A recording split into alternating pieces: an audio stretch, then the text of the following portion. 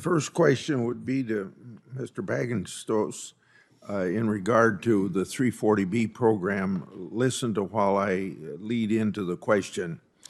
Many Iowa hospitals and pharmacists have talked to me about the 340B program, how these drug companies are harming access to it.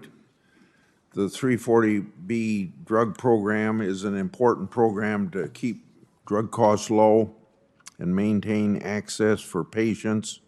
Iowa pharmacists and hospitals have communicated to me the administrative burdens that the drug companies have placed on the 340B program. Last year, I pressed the Trump administration to do something.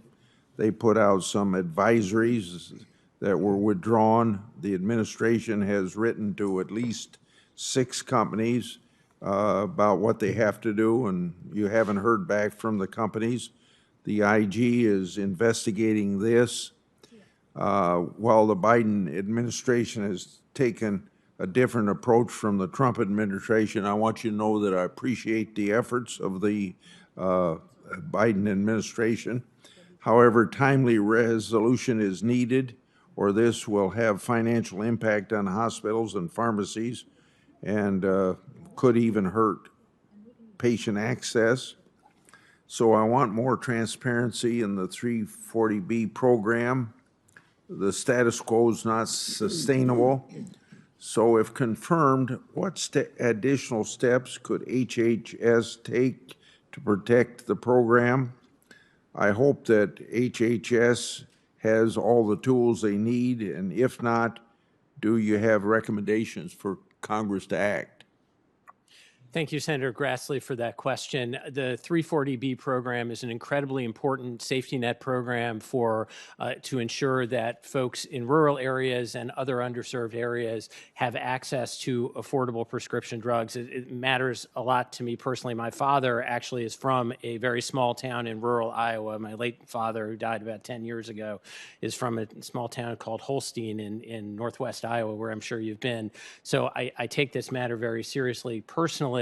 I can tell you in this administration, the drug companies that have not been complying with 340B requirements to work with contract pharmacies, as you said, Senator, have been referred for enforcement. One of the important jobs of the General Counsel, should I be confirmed for this position, will be to ensure that those enforcement actions proceed as effectively as they can be. There's also quite a lot of other litigation involving 340B, which the General Counsel will be required to, and should I be confirmed, I'll be required to address.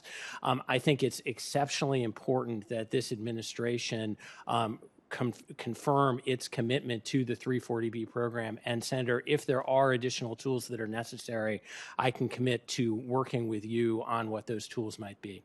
I assume you grew up in Ida Grove or Holstein. Well, so I was born in St. Louis, Missouri, actually, so the big city by comparison. Okay. Now, Mr. Frost, some economists and politicians have contended that due to the historically low interest rates, we shouldn't worry about financing new spending. Some even claim that it would be foolish not to spend more money and not to worry about it. However, with our national debt now exceeding the entire size of our economy, even small increases in interest rates would mean trillions of dollars more spent to service that debt. Given the sensitivity of our debt to future interest rate increases, do you agree it would be fiscally foolish to run up our national debt, betting on a wing and prayer that interest rates would remain historically low? Thank you for the question, Senator. So in the role that I've been nominated for, my principal responsibilities will be to ensure that for any given level of debt, that debt is funded in the most efficient manner possible. If I look at what signal we're getting here from financial markets about what concern is out there about the level of debt and the prospective future level of debt, there's not a lot coming through at this point.